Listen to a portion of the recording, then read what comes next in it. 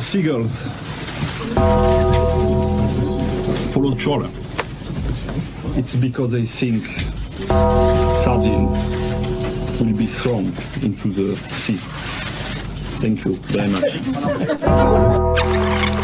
Talking nonsense. So I thought, no, enough's enough. Why should I put up with that?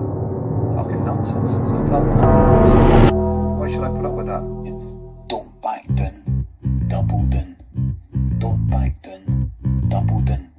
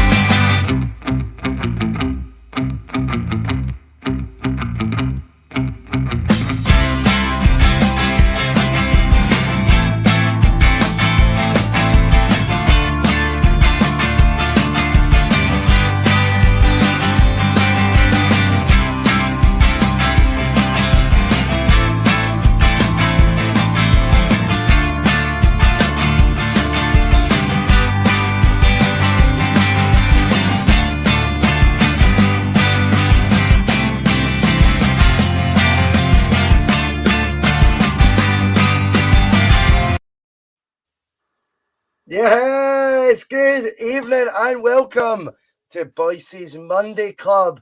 As ever on a Monday evening, I am joined by, some might say, the better brother, the more intelligent brother, maybe the better looking brother, but definitely not the best dressed brother. Johnny Boyce, how you doing, son?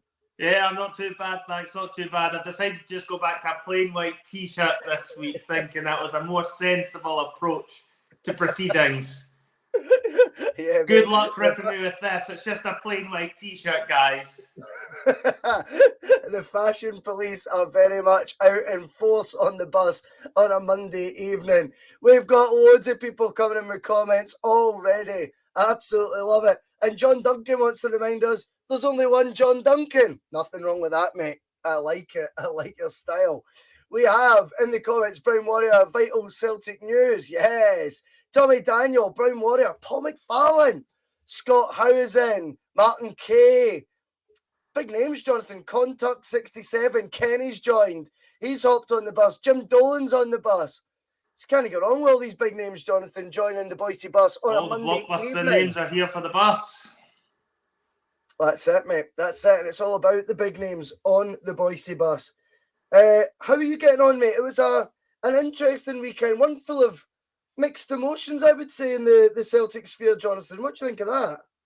Yeah, I would say so. I mean, they're definitely obviously nice to progress in the cup, but there's obviously been a few injuries and a few setbacks taken along the way, which I know we're going to touch upon in a bit more detail over the coming hour. And perhaps we're maybe not as positive and as optimistic perhaps as we were a week ago when we were talking about the depth of the squad, which I know we're going to go into in a bit more depth. I'm never sending you my banners again, Jonathan, with the talking points. You steal my thunder at 2 minutes past 9. What chance have I got? Spoiler alert, guys. I send him a list of the talking points and he brings them all up in the first 30 seconds. What is going on here? But yeah, I totally take your point. It does feel as though it was a slight weekend of mixed emotions, but we're going to try and bring some positivity on the Bhoycie bus. Paul McFarlane's alluding to something I think we'll be talking about there, about statements about the protection of players and things like that. P. McGinley has got his priorities bang on the money. The only Celtic podcast that matters. What a legend, mate. Although I like a few others as well, to be fair, but I'll take the compliment, mate. I'll take it. Right, let's focus then, first and foremost, with the positive spin. Obviously, I did a lot of talking on Saturday, Jonathan, after the game, not during the game. I was working for the first half, although I had it on my big screen. I'd love to say I was. Who are you kidding that you were working in that first half? You're kidding no one with that line. You're kidding absolutely no one. I got a wee bit done. But yeah, a wee look back at Saturday evening's game. I did a post-match pitch on Saturday night, and the vibe very much felt a wee bit negative, if I'm honest. I think there was many reasons for that. I think there was a lot of it frustration at Alloa's sort of perceived tactics to the match, frustration at the referee not protecting the Celtic players, frustration at the number of injuries that were racked up, frustration maybe that we didn't, win the game by more clear goals. We spoke about this last week, just last Monday after the Hibs game. Would we be a wee bit annoyed that we're not killing off teams earlier? Ange alluded to that in his comments as well. We'll discuss all that tonight. So I did feel a wee bit of frustration. The dust is now settled.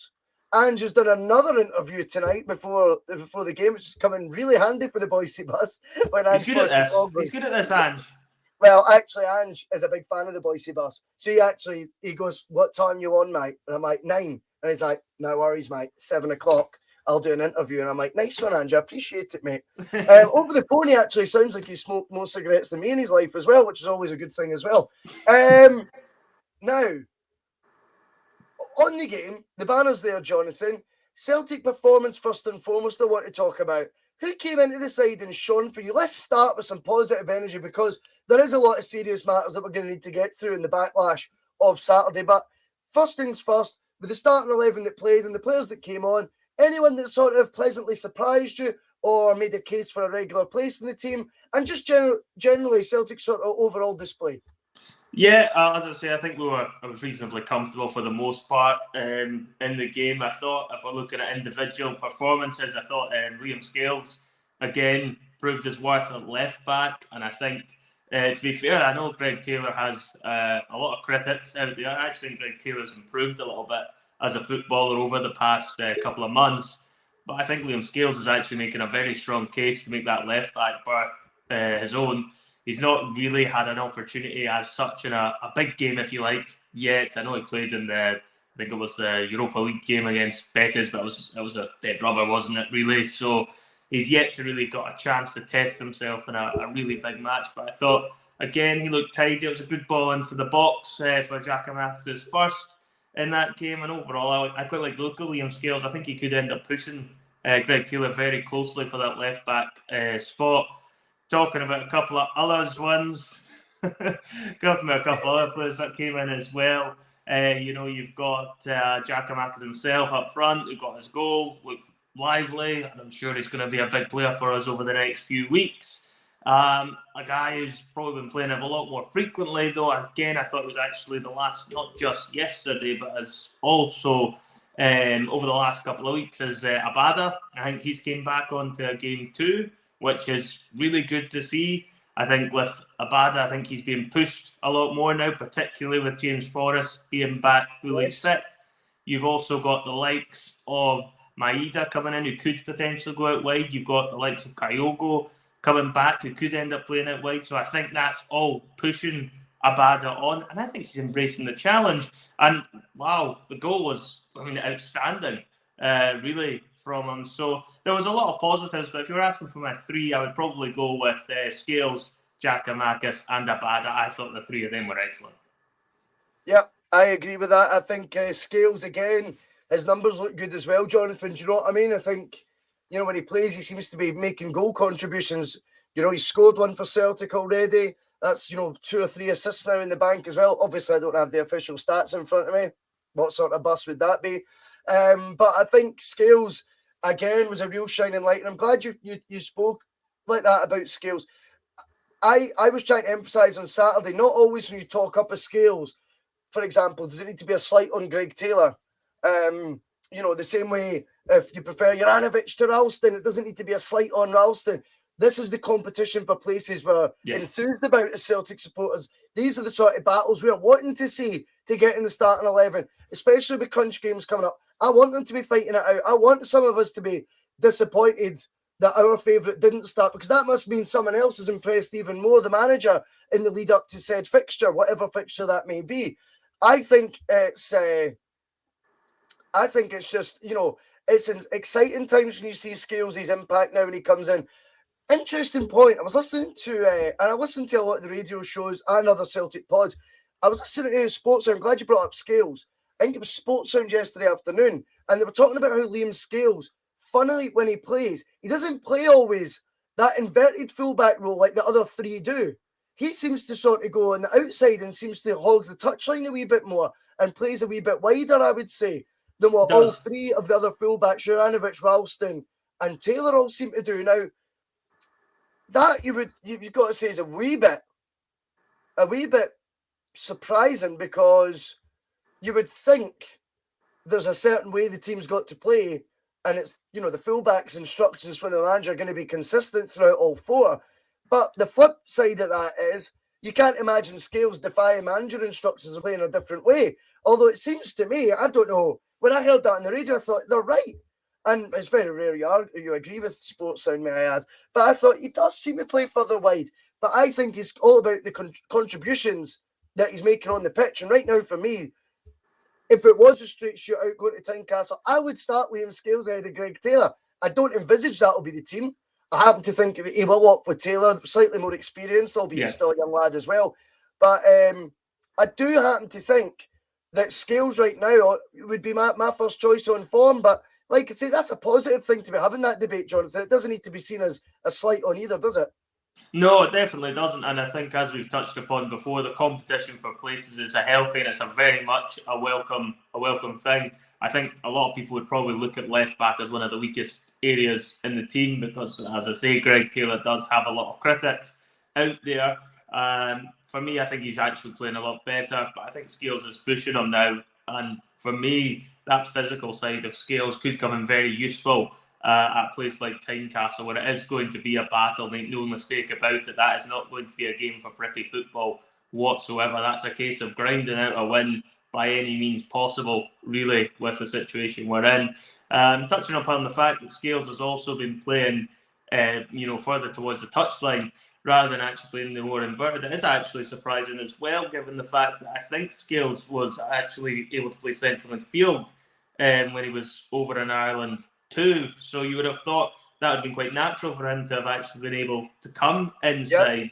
Yep. But it seems as if either the player or Ange has different ideas for him. I do think he might well just have the best delivery out of all the fullbacks in terms of putting a ball in the box, and maybe that's why they're quite happy for him to take it down the touchline, because I think we do lack a little bit of that. Particularly, the first goal, it's the kind of goal I want to see Celtic scoring more of, is because there's too many times balls can just get played in the box and they're just a waste. The ball's either not any good or there's nobody on the actual end of them, which again leads into Giakoumakis quite nicely, is the fact he offers something a bit different for balls like that getting played in, that he can sniff out and get in front of the players for too. So I wonder if it is maybe just a change in approach from Ange going forward, and he's maybe thinking with a guy like Giakoumakis up front, perhaps it's more of a game where he can afford to just put the balls into the box and have his fullbacks play more along the touchlines and whipping them balls in.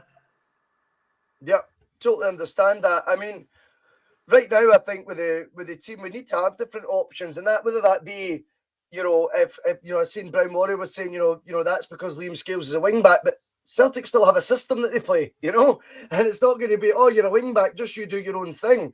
I would have thought, although it does appear like that's the case, I would have certainly thought, when you're in the team, you've still got a role to play that suits the system that Ange is applying to the side. So it's very interesting because we do need to have different ways. As I've always said, there's many ways to skin a cat. And if that takes, overlapping fullbacks being the ones to put crosses in, again, I thought Ralston's delivery, there was one in the first half he put in that was wicked.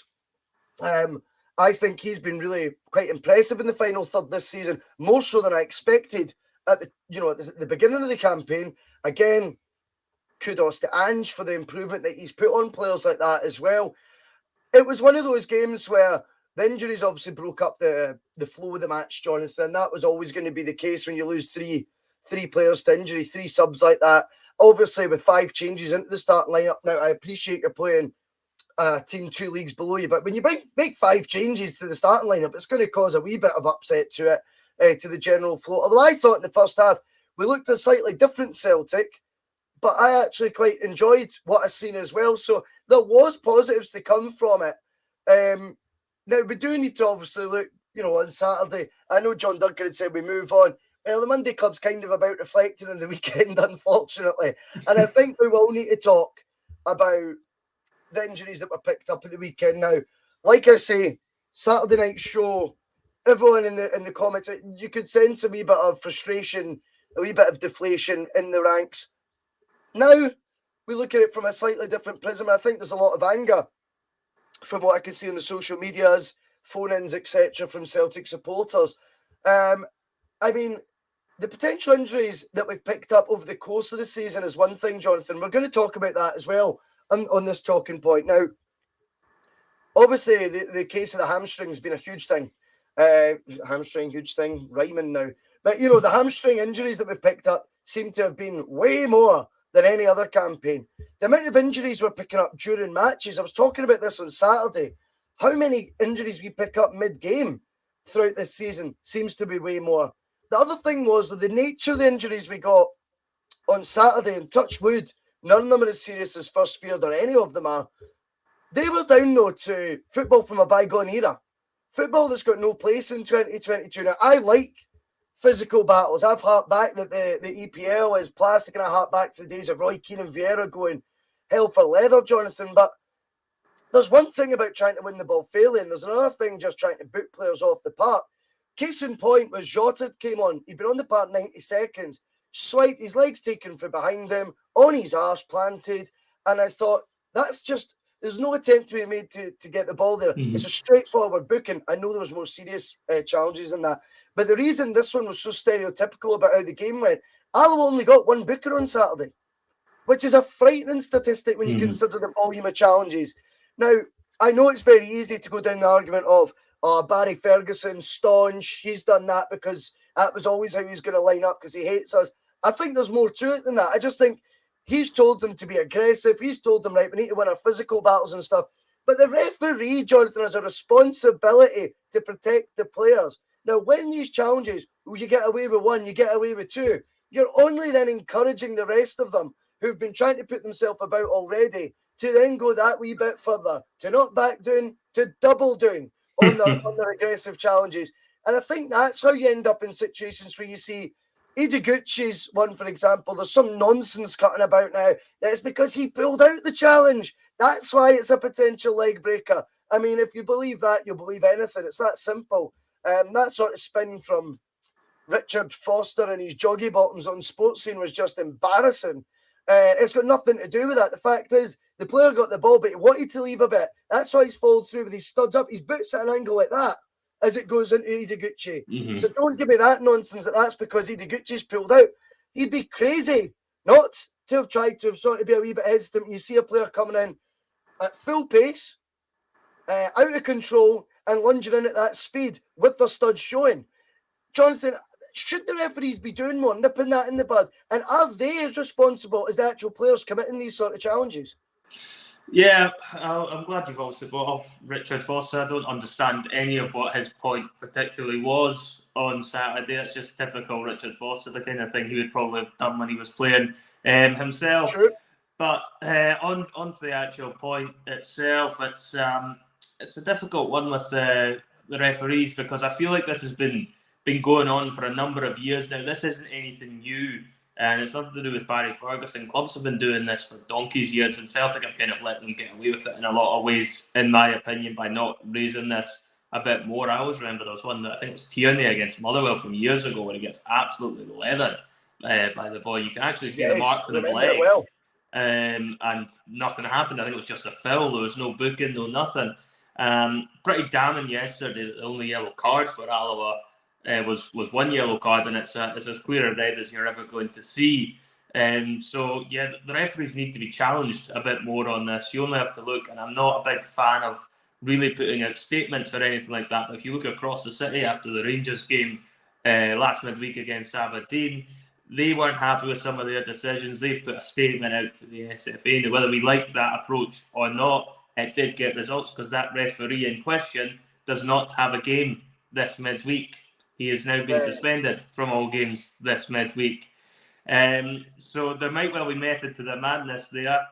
In terms of our side of things, I think it's something we should be bringing up to the referees' attentions more, because some of these tackles are ridiculous. And what is it actually going to take before Celtic do make a stance on this? Is it going to take somebody potentially getting their leg broken from one of these horrible tackles before they're going to turn around and be, wait a minute here, what is actually going on? Because Giakoumakis is a lucky man not to have suffered a more serious injury there, because the way his ankle twists, that could have quite easily been a broken ankle. So for me, there needs to be a bit more done on Celtic's point as well, because we can complain about the referees till we're blue in the face, but if the club isn't doing anything about it, then I don't really think there's going to be any change there. Yeah, well, that leads us on to another interesting angle on this, Jonathan, right now.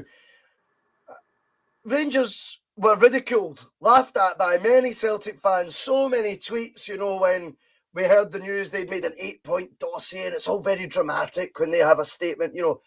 I would like to think Celtic have been in dialogue with the SFA, and they've obviously chosen not to go public. The flip side is, how do you ramp the pressure on the SFA if you don't go public that you've had a chat with them about decisions going against you?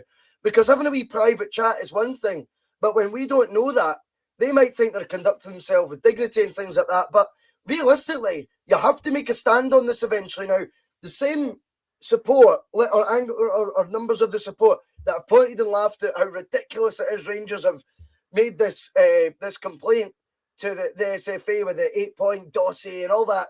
But yeah, of course, aspects of it are comical and they've got a brass neck. There's no two ways about it. But what does that say about us, who've been sitting here week upon week, even since the Bhoycie bus started? This is the 4th show now. I've been checking this. The 4th show on a Monday I've had to speak about referees. Now, that's really not my bag.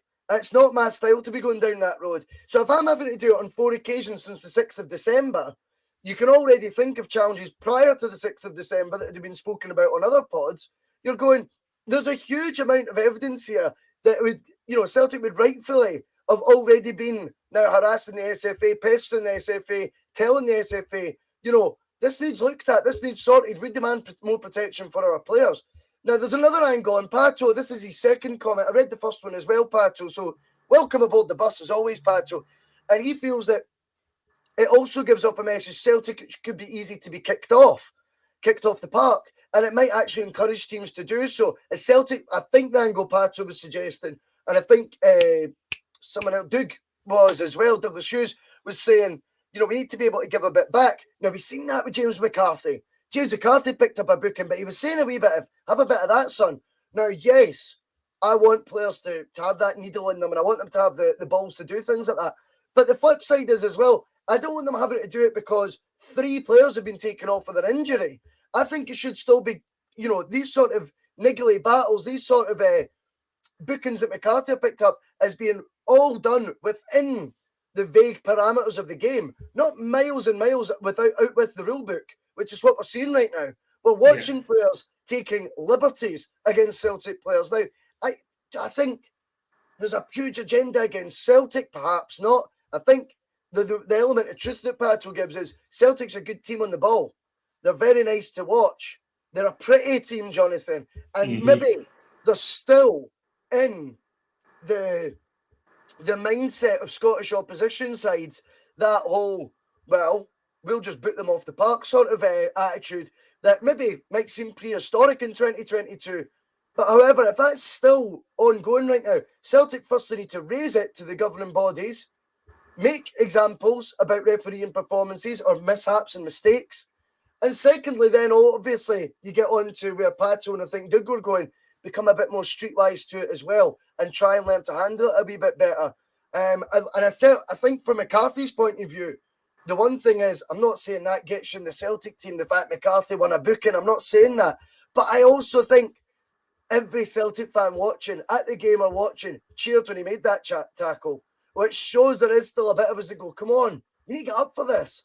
If they want to do that to us and the ref's going to let it be carte blanche, then we might need to, whilst the club's not going to defend us, we might need to enter in this sort of combat right now. Yep. Until the club actually does something. Now, it might not be the way Ange wants the team to line up, but right now we're getting taken advantage of. Liberties have been taken against us. And okay, I never felt we were going to concede a second goal on Saturday. But the fact is, we won 2-1. And a freak moment in that last 10 minutes could have led to an Alloa equaliser. And then what?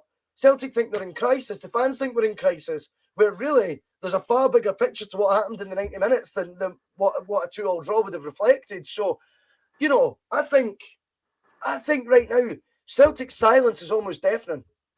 Yeah, no, it definitely seems to be. As I say, I think the club need to be raising this a bit more with the SPFL and the SFA. Oh wow! I've not got the leather jacket, Kieran. I've not got the leather jacket, or I'd be straight on doing that. But yeah, the club do need to raise this with the SPFL and the SFA. There's no two ways about it. You can't just let this go on and just be victimised consistently by all opposition players. You're looking at a game on Wednesday night, you know, where you're up against a team that is going to fight. Hearts at Tynecastle on a Wednesday night is a pretty bad fixture at the best of times.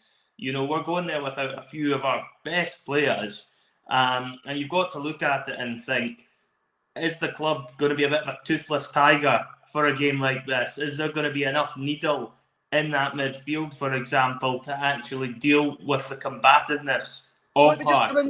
Let me just come in there because there's a few comments now coming in. Sort of advocating McCarthy should have maybe started that match with the benefit of hindsight, of course, but should have started on Saturday. Secondly, obviously with one eye on the match at Tynecastle, do you think someone like McCarthy, Jonathan, would be a good fit for the Tynecastle fixture? And potentially you're looking at if Callum McGregor's still out for the game in the second as well. I mean, is that what it's came to, that we're needing people in there who can you know, put in a tackle or maybe a physical challenge? And maybe Celtic right now are guilty of almost, I don't know, not protesting enough. Yeah, no, I would agree with you there. I think McCarthy's always a risk just with his injury record. I still don't think I've really seen him fully fit as of yet. But I mean, I take your point. You know, if you're going to a game like Hearts away from home, where there is going to be a bit of bite, somebody like McCarthy would absolutely at least be able to give a little bit back and possibly become a bit more of a target, take some of the heat off some of the other more technical players, if you like. I mean, looking at it for me, I don't expect McGregor to play on Wednesday. I think that's pretty much a foregone conclusion, reading between the lines, that he won't feature there at all. So it's going to be a case, for me, it's probably going to have to be Beaton, McCarthy and Tati, I would think, in the middle of the park there. And you're really looking at Beaton and McCarthy being the ones that are going to have to do the protection around the other players. With McCarthy, I still think there needs to be a bit more from James McCarthy. I've not been overly enthused with what I've seen of him so far, but I know there is a player there. He's obviously done so well in the Premiership for so long. It's clear there is a player there. I don't know if it's maybe just the tempo of the games, you know, playing for Crystal Palace and things like that, fighting, more in the relegation end in the Premiership, where you can be a bit more defensive and you're not as on the front foot. And it's maybe similar to the case you had with Shane Duffy the season before, where it's just something he's having to adapt to, getting used to always being on the front foot, always having to put that press on. I still think McCarthy should be able to do a job for Celtic. There's no question about that. And potentially in a game like Hearts away, it does feel tailor-made for him when you consider the injuries that we have to some of our key players. And you're also almost looking at it and thinking, God, you almost wish you kept Scott Brown after how well he played last week as well. When Scott Brown did that, obviously, to Ryan Kent, it was brilliant midweek. I get what you're saying on that. I mean, obviously, the banner below, I mean, we were discussing, obviously, the strength and depth last week, Jonathan, saying how enthused we were by that. Now, that is firmly being put to the test this week. Now, a lot of people are suggesting it'll be both Hatate and O'Reilly that will start together at Tynecastle with Nero Beaton. Now, is that too much of a risk, considering the backdrop of these such fixtures that we've just discussed for the last 10 minutes? If we are to go into a game of such a physical nature, akin to the first time we played at Tynecastle this season, we all remember the Andy Halliday sliding tackle on McGregor's ankle, nowhere near the ball, didn't go for the ball, or the Alloa game at the weekend there. If this is to be another match in that sort of mould, is it really fair, first and foremost, to be putting O'Reilly and Hatate in there together? And the thing is with Beaton, whilst Near Beaton is a holding midfielder, does he bring that physical element, though, Jonathan, that we've just spoke about, perhaps we're lacking in? Yeah, I mean, I would say with Beaton, you're always a bit concerned. If things aren't going Celtic's way, is a Near Beaton the kind of guy who's going to galvanise the players around him and try and turn that around? Is he the type of player like a McGregor or a Scott Brown who's just going to rise to the occasion and get really fired up by things not going their way and try and push the team forward? For me, no. Near Beaton probably wouldn't do that. When the chips are down, he's not really the type of player to do that. He has been shown to be hiding previously, in my opinion, for Celtic in big games. He's made a few big mistakes previously as well, even this season against Midfield, for example, is one such instance of that. Having said that, I think he has improved as a player. I think I'd be surprised if Beaton doesn't start of all the midfield options we've got in the centre of the park. I think he's the one that's most likely to start, and then you've really got the competition there between McCarthy, Hatate and O'Reilly, I think, for the other two spots there. I think it might be too early for O'Reilly. I don't think he was on the bench on Saturday. Clearance, so he wasn't cleared to play at the weekend. He wasn't cleared, right? Okay, so he wasn't cleared for that game, so that's cool. I'm still not convinced they put him straight in. It's a bit of a powder keg fixture, so I would think they may well go with him on the bench and look to have him as an impact substitution, similar to what potentially happened, and hopefully a similar result to what happened when Scott Sinclair first signed. Granted, that was slightly different circumstances. That was same day. Sinclair was then ended up on the bench on the same day. But I think to throw O'Reilly in there is a big gamble for such a huge game. And I think in some ways you're better off with a bit more steel in the midfield, a little bit more protection there. As I say, this will not be a pretty game of football on Wednesday night. No two ways about it. It's a case of win by any means necessary, and that's what it's all about on Wednesday night. Couldn't agree more, Jonathan. Sometimes principles need to be put on the side for such fixtures as well. We might need to play the fixture in this instance. I know. I think so. Maybe feel like a step backwards and doesn't go in line with the progression I'm just trying to get with the team. But, such as the selection issues we've got, such as the nature of the fixture, such as the fact that Ange hasn't been backed at the end of the day by his club, and protesting against these sort of challenges, I think we are going to need to mix it a wee bit. And Matt Bradley comes in with an interesting one. Now, he's saying if a decent European team, I'm guessing he's trying to suggest a comparison with Celtic right now. So if a decent European team played Hearts in Europe, do you think they'd be worried about a physical presence in midfield? So what I would take for that, Mark, and thank you for watching, big man, I appreciate it. I would take for that, though, that if a European team were playing Hearts, it'd be in European competition.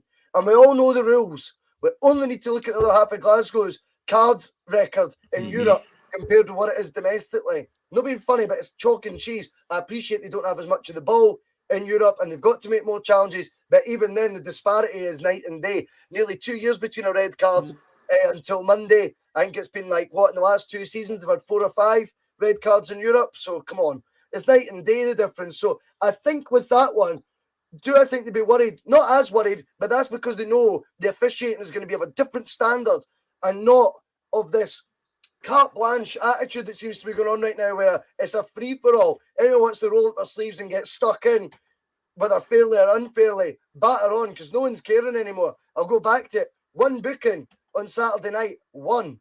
Frightening stuff. So I think with the midfield situation, obviously back to the point that was raised, with the midfield situation, Jonathan, I wouldn't start Hatate and O'Reilly. That is if we're going to try and out-football Hearts at Tynecastle. Is this the game to try and out-football Hearts? I'm not sure. I'm just not sure. And I get I've got it wrong many a times, and I'm just paid to do this, and he knows a lot more than us.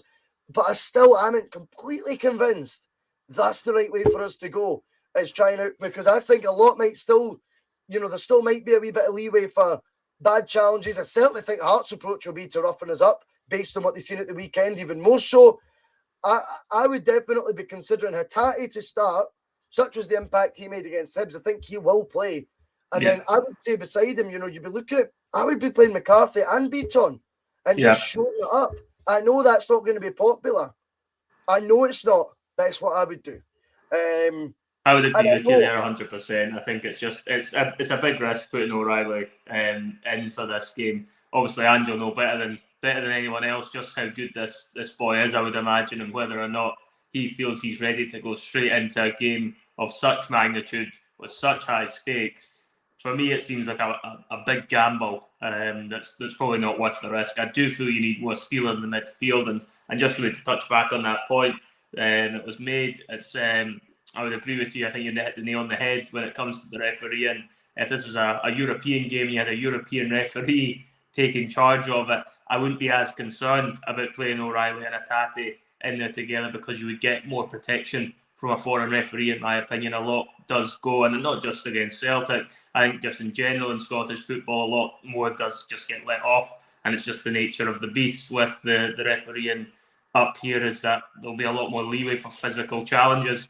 And I think that's probably the area of Celtic's game that's probably the weakest looking in at it, and that's probably where we're about to find out how good a test this is going to be on Wednesday for that side of our game, because we're going to have to mix it up, I think, if we're going to win this one. I think on top of your midfield, I think Giakoumakis is going to be absolutely key as well up front in games to come, particularly in this one against Hearts, because I think he's going to need to really ruffle some feathers in their backline too and put himself about. And in some ways, Hearts away actually might suit Giakoumakis better than some of our other forwards. Well, definitely. I mean, I think that leads us on nicely to Big Giakoumakis, because it is, Jonathan, his time to shine. There's 110, by the way, watching live right now. A big thank you for that. We do appreciate everyone who's jumped on the Bhoycie bus. Be sure to hit the like button, hit subscribe. I hate all this, but I've got to do it. That would be much appreciated. Even give us an RT every now and then, or share the link somewhere. Who knows? After the show, be sure to go to fanboyfootball.com if you look for some custom tees, bespoke prints. And Jonathan, I don't know if you caught up with the weekend show, but we are going to have a Boyce bus. What's the word I'm looking for? Section on that site upcoming very soon.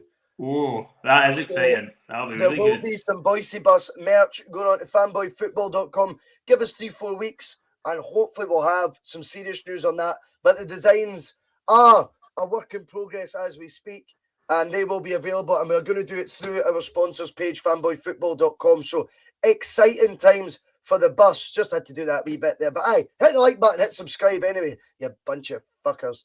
Right, let's get back to the points I'm trying to make here. Giakoumakis' time to shine, Jonathan. It's such a huge run of fixtures we have upcoming.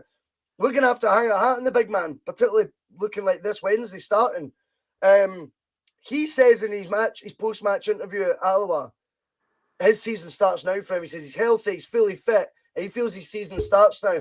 How enthused are you or excited are you by Giakoumakis playing? Or does it give you the fear that we're going to be going to Tynecastle without Kyogo and Maeda?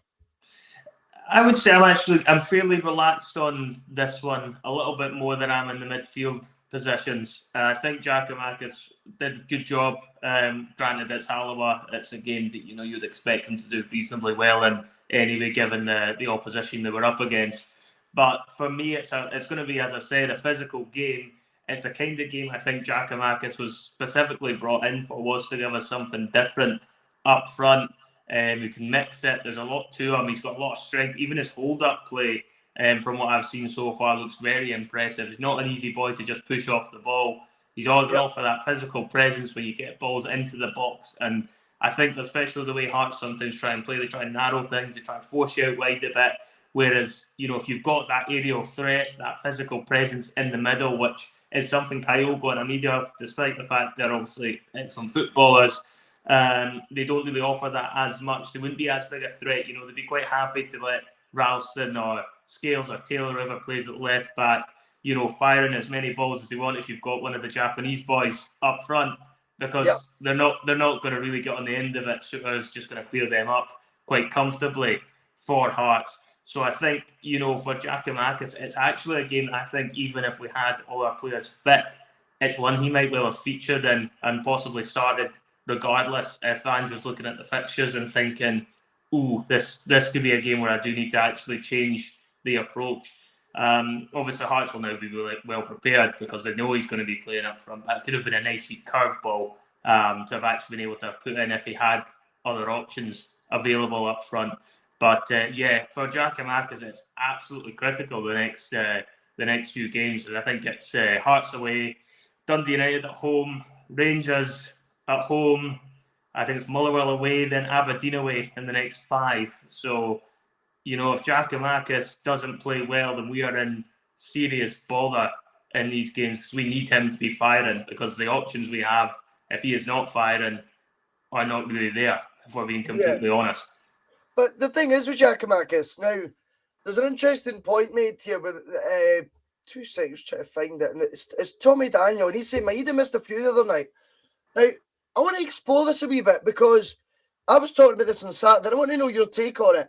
Had Giakoumakis missed the opportunities Maeda missed, I think he'd be hung, drawn, and quartered for it. Is Giakoumakis getting a fair crack of the whip? Now, Michael Mitchell's saying a certain presenter on another podcast has written off Giakoumakis already. I didn't know that. I'm going to guess who you're talking about. But if that's the case, that's utterly ludicrous because Giakoumakis hasn't been fit.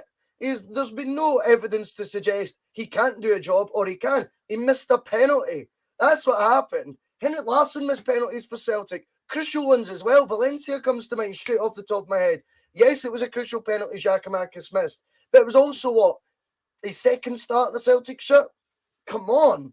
I think Giakoumakis, I loved his finish. I liked the movement. I liked the fact 2 minutes later he was holding off 1 or 2 players. He got through and had the confidence to try the little dink. Okay, it went past the post, wasn't executed perfectly. But I thought he's coming into his stride a wee bit here. And he could have scored in the second half as he won a back post header. The sort of header no one else up front, Maeda nor Kyogo, will be winning at any stage in the season. Just not their type of ball that was put in the box. And I think that Giakoumakis, the impression I got from his post-match comments, and I think it was Michael Mitchell who said he was impressed with his post-match comments as well. Yeah, it was. Michael says he was really impressed with Giakoumakis' comments after the game on Saturday. He seems very determined to make the most of this chance. He does. It's only a 2.5-minute interview, but you can tell the psyche of someone. You could tell he is focused. And he was quite quick to reiterate, I'm now healthy. I'm now fully fit. And it was almost like he was saying, judge me now. And he literally said, my season starts now. That's big news. And he's going to need to start now because he's our only option up top. But I've got high hopes for Giakoumakis in the level of opposition, Jonathan. This guy's going to be playing against. It's not a million miles removed from a lot of the teams he was scoring plenty goals in the Eredivisie only last season. I think he comes at the right age. Yeah, I was trying to do the Eredivisie like you. But I think he will. You put me off now. I think, though, he will come good for Celtic. And I'm really hoping that starts this Wednesday and a big statement's made for Giakoumakis. And in fact, you're then talking about how we end up accommodating him with the likes of Kyogo and Maeda. But just to go back to what, my opening point there, Maeda, Jonathan, when he was, a couple of opportunities he put past the post, the near post one in the second half was bizarre. I don't know, he was only about 7 yards out. Do you think he would, Maeda right now, who's came in fully fit, remember, with the season behind him, unlike Giakoumakis, who hadn't done a proper pre-season, is he going to get a fairer crack of the whip because Ange knows him from the past? Is that what it's came down to? For me, it's all about Giakoumakis gets just as much of a settling in period, if you like, as what any of the guys from Japan or anyone else Ange Postecoglou signs for that matter. Yeah, I think Maeda probably brought himself a little bit of grace scoring on his debut last Monday. And maybe obviously the Kyogo factor does play into that account as well, as that fans are hopeful he's going to turn into another one like Kyogo, so they're willing to give him a bit more time because they've seen how well it's worked with his fellow countrymen. I completely agree with you. Giakoumakis needs to be given time. I think he's, as you quite rightly say, I think that penalty against Livingston has turned a lot of people against him. I think a lot of people want to write him off because he's just not in the same mould of striker as the other options Celtic have. He's a completely different animal compared to the other options we have up front. I think the interesting thing with Giakoumakis, though, as well, is he's probably your only one that you would say is an out-and-out striker as such, because it's the only position you could play him in. You could put Maeda out wide, you could put Kyogo out wide, but Giakoumakis has to play through the middle. There's nowhere else to put him, so that has to be his spot, really. And you know, if he does a really good job there, you could still accommodate Kyogo or Maeda or whoever you like, potentially in one of the wide positions if one of the other wingers are off form. So for me, that's a big opportunity for Giakoumakis to really make a statement and make that position his own, because there's no other out-and-out striker, if you like, in terms of that can actually only play that one position at the club just now. So he's really got a big opportunity and a big chance to make a really huge statement over the next 5 games. You know, if Giakoumakis is to go on a bit of a run, get a few goals, even if Kyogo comes back in, can you really justify dropping Giakoumakis? Would it be a case he'd have to go out wide? But you'd have that option that you could put Kyogo out wide and he could still keep his spot. Top. Or you can go 2 up front. 2 up top, John. This is the thing, I think, and I know you weren't saying it in a bad way there, but that just shows you how, like, it feels like Celtic for so long now have only been able to play one striker up top. Now, Neil Lennon has been panned on every podcast going, but when we won the league in the season 1920, the second half of that season he played 2 up top. He went 3-5-2 and that's what changed it for him. And it worked. And that's the last time I could see it. And I think if Giakoumakis makes his case for a place in the team, then particularly in home league matches, I will look forward to seeing Giakoumakis up top with a Kyogo or Maeda. You know? I think that's what we've got to be excited by. We can't just, you know, categorise Celtic as we can only play with one up front. You're going to become easy to predict as well how you play. It's great being able to press and all that, but if everyone knows how you play, eventually you learn how to, you know, to sort of compete with it. We have to be thinking outside the box. What other sort of styles could we play? How could we implement the team with a focal point up top? And Paul McFarlane in the comments earlier saying Jota running off Giakoumakis. That could easily be a Kyogo or a Maeda. It's exciting, and there's no way the Bhoycie bus is writing off Giakoumakis. Rest assured, the big man's got a track record last season that is the envy of a lot of strikers, I would say, in that sort of a level of league. I think the Dutch league, I'll call it the Dutch league. The Eredivisie. Yes, the Eredivisie. I think that league, though, is one that's of a very decent standing. And I'll make it clear again, 7 goals he was clear of the next person, the second top scorer, who won a £19 million move to Borussia Dortmund. So, you know, let's just, you know, I think the big man, he starts the game, he scores a goal. You know, he was involved trying to maybe do more than, you know, try and get obviously on the score sheet again on a couple of occasions. Probably tried too hard with the chip. He probably should have just rifled it. But the thing was, that showed he was a wee bit of confidence there. And I think, you know, Giakoumakis at heart, I'm quite looking forward to at times, if we do need to mix it, seeing what the big man's made of and, you know, throwing that John Suter a bit like a rag doll, that'd be good as well, wouldn't it?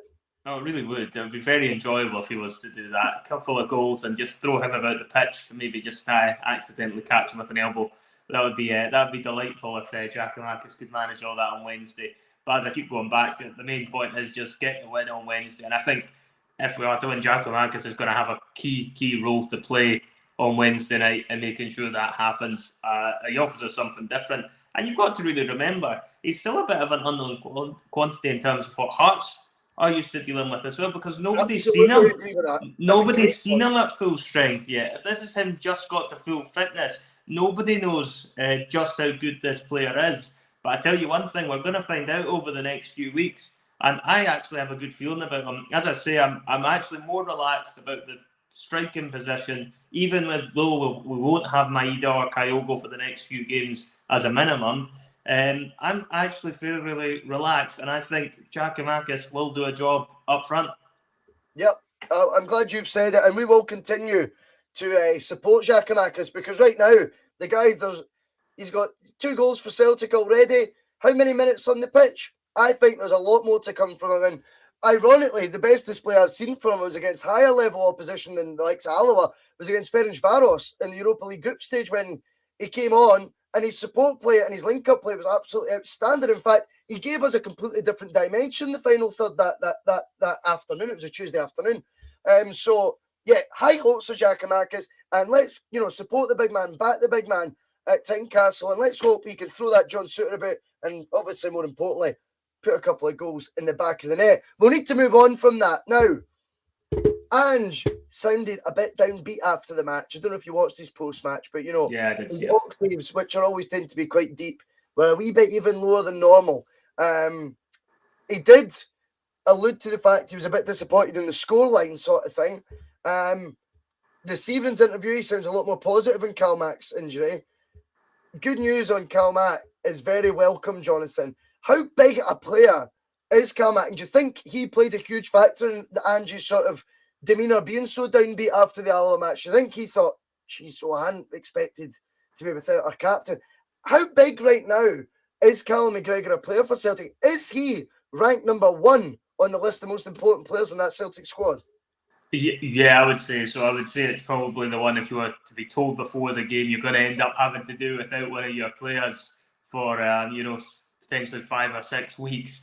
Callum McGregor would probably be top of the list of players to avoid picking up an injury like that.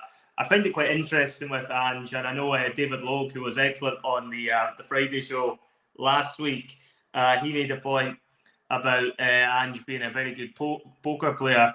And it's interesting with this one, because I'm wondering how serious this McGregor injury is in terms of how long he's going to be out for.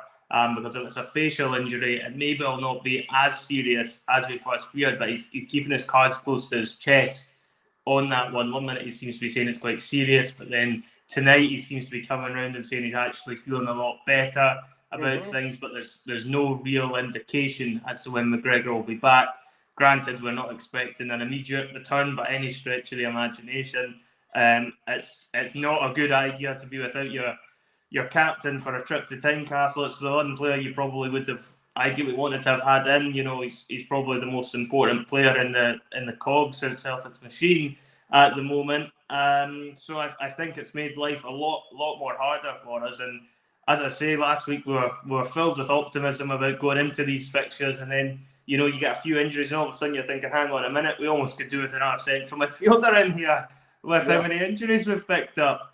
And you just miss his drive and his influence as well, McGregor, when he's not on the team. It's not even just his technical ability, which is always, I feel, goes a bit underrated and not quite noticed as much.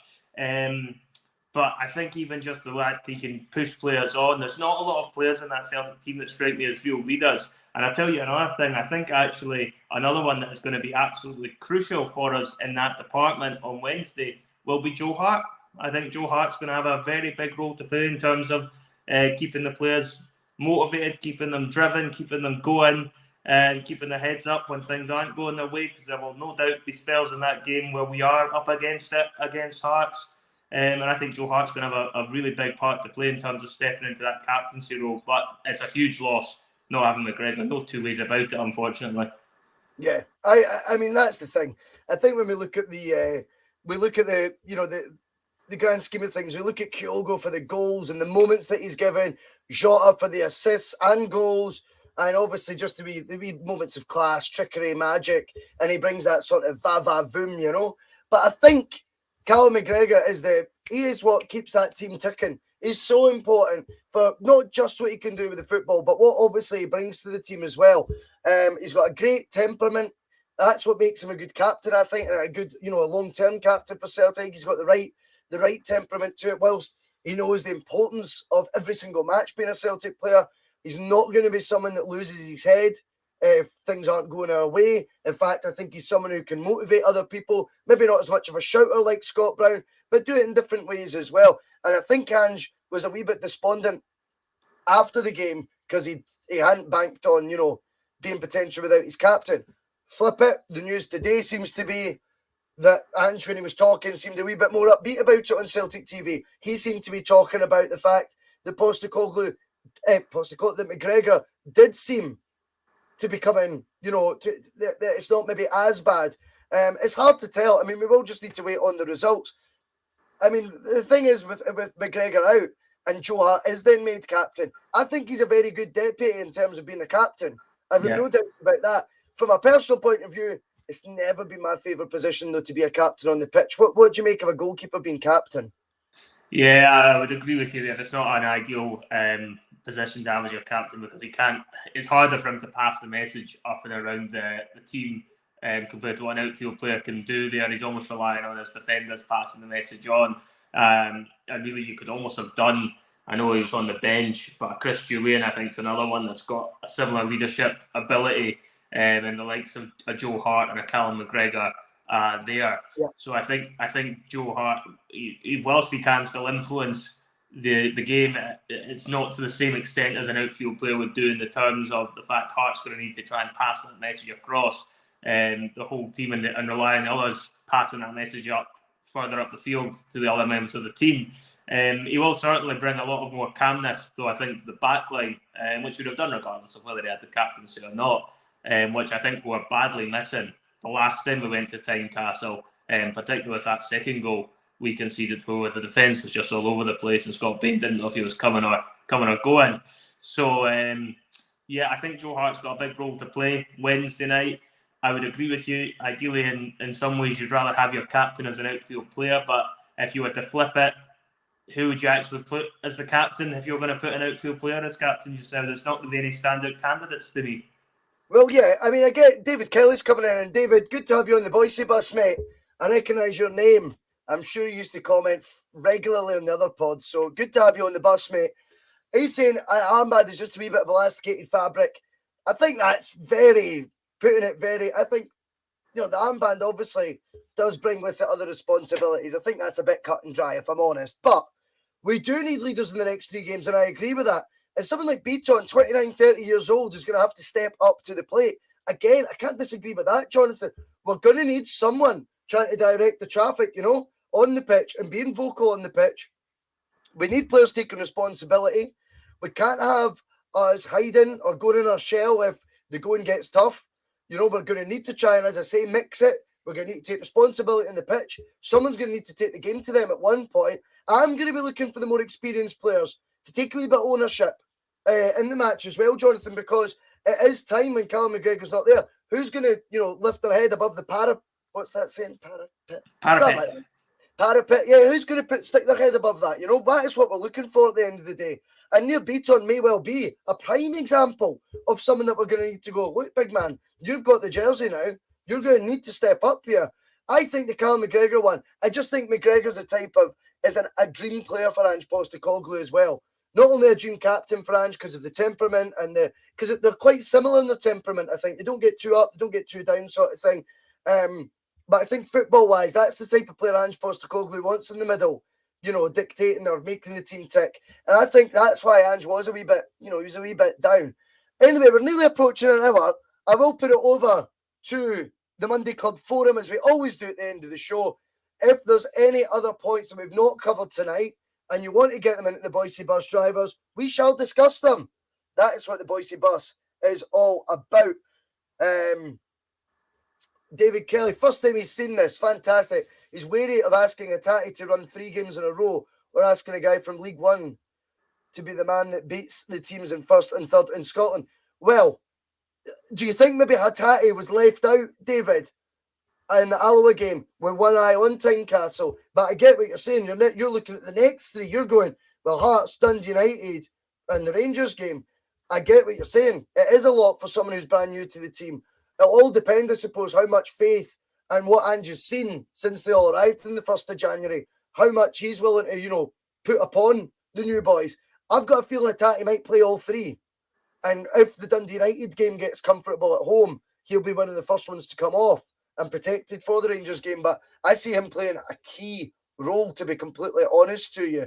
Right, let's see what other comments are coming in here. I do like to go through the comments at the end of the night, Jonathan. We'll put this next one to you, mate. Why not? Yeah, sure. Let's see.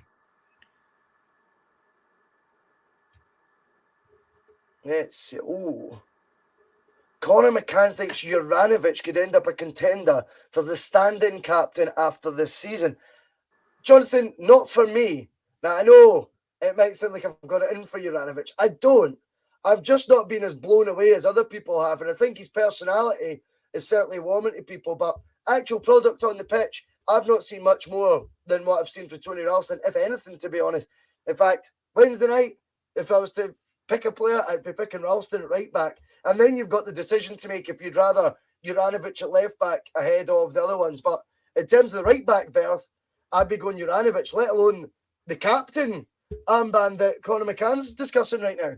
Yeah, I mean, for me, it would be a bit premature making Juranovic the captain. I would have Ralston actually as a captain before I'd have Juranovic. I think Ralston just offers a little bit more in terms of leadership.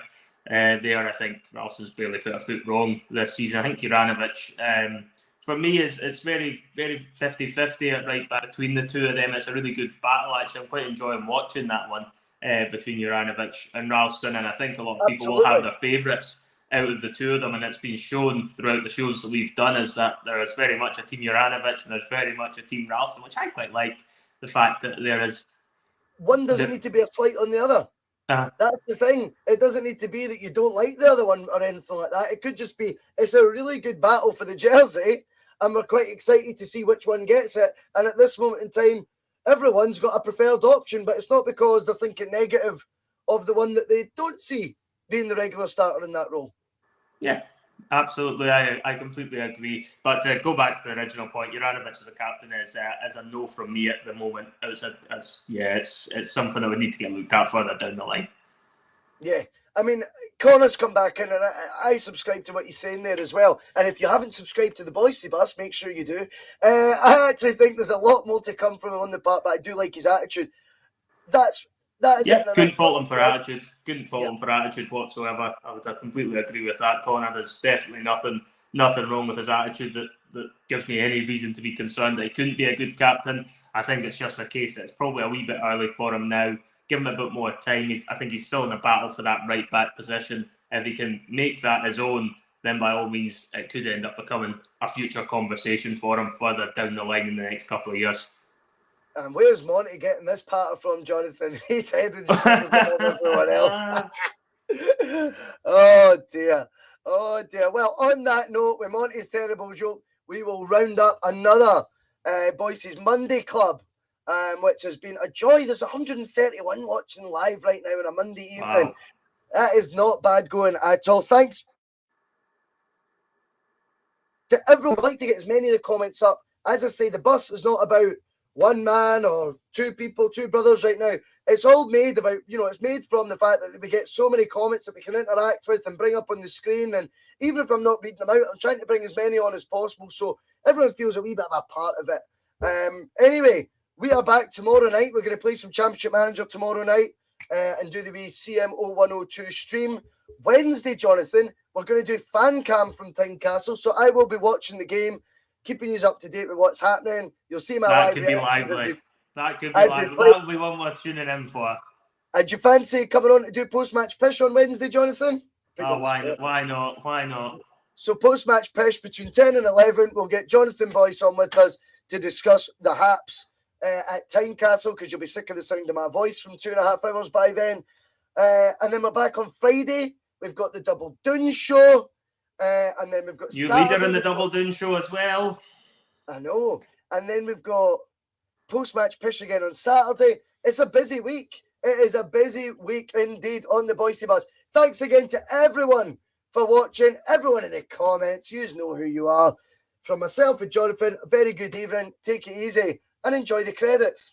Some of his comments about me deliberately trying to cause controversy. Well, I work in the media now. And you've got someone sitting there next to you who's an embarrassment to the media profession. He's an apologist.